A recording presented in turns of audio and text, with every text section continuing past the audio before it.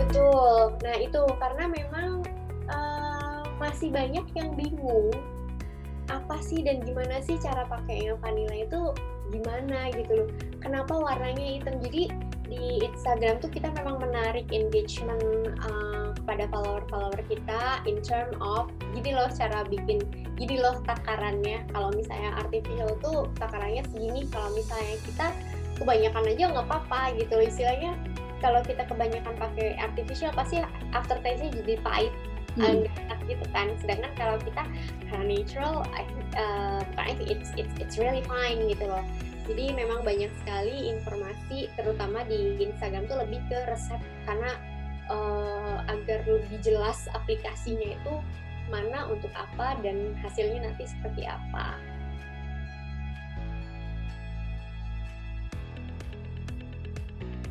Kita tuh dari home baker to professional chef, kita gapai semuanya. Mungkin masih ada yang ngerasa kalau kayaknya Real Vanilla itu lebih kayak untuk chef-chef, untuk yang like hire ini segala macam. But actually no, apalagi nih hasil bumi Indonesia sendiri gitu kan. Dan memang kita sistem pemasarannya lebih digital. Jadi lebih ke Instagram dan penjualannya juga lebih ke online, dan kita sangat terbantu juga dengan stokis kita untuk mempermudah mendapatkan produknya Ladam, karena biasanya ibu-ibu cukup concern dengan yang namanya ongkos kirim, right? Jadi apalagi kita kirim dari Bali gitu kan. Nah kalau misalnya market kita so far memang banyak di Jabodetabek sih, jadi lebih ini aja, lebih terjangkau banget kalau misalnya kita melalui pembeliannya melalui stokis di Jabodetabek sendiri gitu.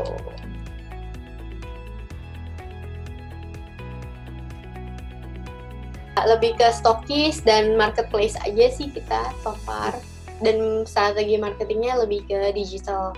Kita juga sering mengadakan kayak kolaborasi dengan brand lokal lainnya, because I think this era itu udah bukan zamannya berkompetisi. This is the era for berkolaborasi. Jadi I have market, terus brand lain juga punya market, and then we finally can grab both market. Itu sih. Kita juga bekerja sama dengan beberapa KOL yang memang relate dengan produk kita, which is in term of baking sama healthy minded people gitu kan. Karena memang biasanya untuk Real Vanilla mereka yang memang concern dengan clean eating, dengan yang lebih aware dengan ingredient. Apalagi selama pandemi gini semua pengennya yang jadi serba sehat gitu kan. As much as possible kita will leave the fake or artificial or with GMO apapun lah namanya itu, just for the sake of our healthness. Karena memang walaupun penggunanya sedikit, itu tuh lama-lama jadi bukit di kemudian hari.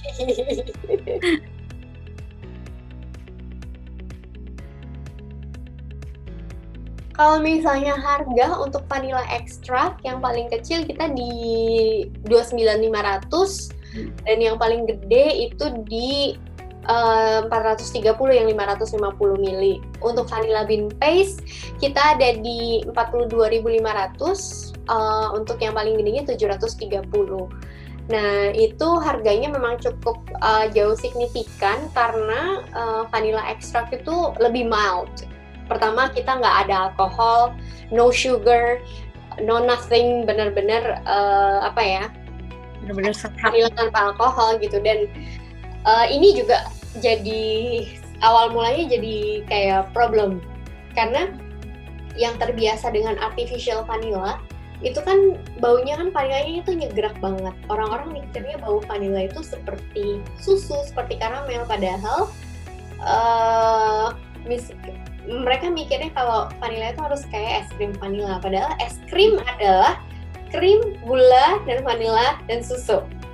Jadi Ada campuran. It's a mixture already, which is vanilla gitu kan. Jadi kalau misalnya ekstrak vanilla kan memang lembut. Mungkin kayak gini ya, buah melon sama sirup melon. Buah melon kalau aromanya pasti lembut, soft, light, very natural. Sedangkan kalau sirup yang wah baru sedikit aja dicampur air udah bahkan lebih melon dari melon gitu. Ya kan?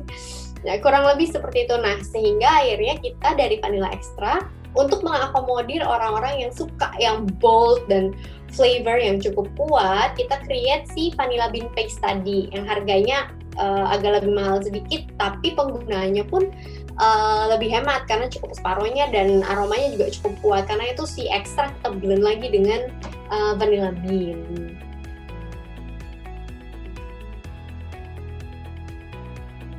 Vanilla is actually never expired, but kita selalu menginformasikan untuk vanilla olahan ini paling tidak dihabiskan dalam kurun waktu 12 bulan to get your best use-nya, masa-masa terbaiknya.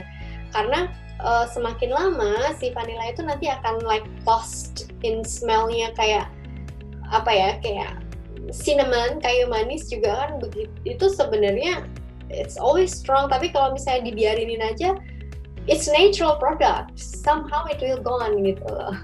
Sama seperti kita, lama-lama kita akan menua, jadi it when apa ya, masa-masa terbaiknya lah, paling nggak setahun lah.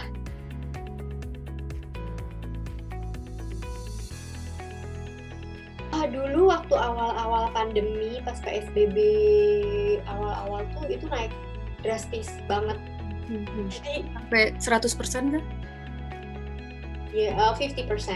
Okay. Sekitar 50%-an itu kita naik, bahkan sampai nunggu, sampai inden hampir sebulan. Karena kita kan masih very small company, kita tuh UMKM yang masih kecil dan masih merangkak. Terus tiba-tiba ada orderan yang membludak gitu, kita agak kaget. Karena sebenarnya pas pandemi itu kita sudah prepare turun gitu sebenarnya, tapi ternyata malah nanjak. Jadi kayak alhamdulillah banget. Mungkin ini saya yakin yang namanya rezeki itu kan sudah ditempatkan sama Allah ya. Jadi oke, sekarang giliran kamu. Jadi kayaknya gitu deh. Kaget langsung ditunjuk gitu. Oke. Jadi pada saat itu bahkan salah satu customer kita yang di luar itu mereka harus inden sampai 30 hari karena Ladam sendiri ingin memenuhi kebutuhan yang di Indonesia dulu gitu. Yang di Indonesia aja bisa inden itu bisa sampai 2-3 minggu. Jadi tapi kita tetap memprioritaskan our own people sih, karena ya itu kita cukup cukup seneng banget, cukup happy banget, antusias masyarakat lokal terhadap produk lokal, brand lokal, and they really appreciate more lah. Karena memang makanan yang sehat, makanan yang baik itu memang sebenarnya harusnya dari circle kita sendiri, yang di deket kita gitu loh. Kita mau makan apa, yang di deket kita itulah yang paling baik sebenarnya.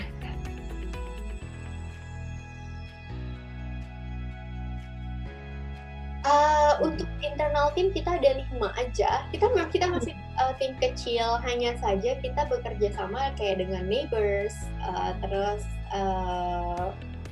freelancer segala macam itu ada lumayan gitu. Kayak untuk yang social media, yang content creatornya segala macam itu mostly kita freelancing.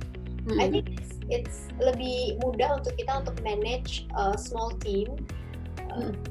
Again, kita masih UMKM yang masih berkembang, dalam tahap berkembang. Mungkin suatu saat nanti we're going to walaupun kita timnya kecil, but we doing so great and so well. Our team, even though both internal sama yang tim outsource, tim freelance kita itu like we're doing a great job lah.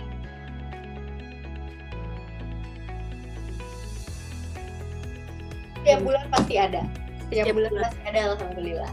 Jumlahnya rutin atau kadang naik turun gitu? Berbeda-beda sih kalau untuk jumlah permintaan, suka up and down juga lah. namanya juga bisnis ya, namanya usaha, ada apa Dada?